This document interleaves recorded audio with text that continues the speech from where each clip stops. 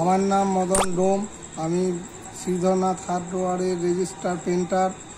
আমি 100 litre long life seal কাটাগরে চাপিয়ে একটা সোনার কয়েন জিতেছি। তাই আমাদের পেন্টার ভাইদের বলবো, তোমরাও 100 লিটার লং লাইফ সিল কাটাগরে চাপিয়ে সোনা জিতুন।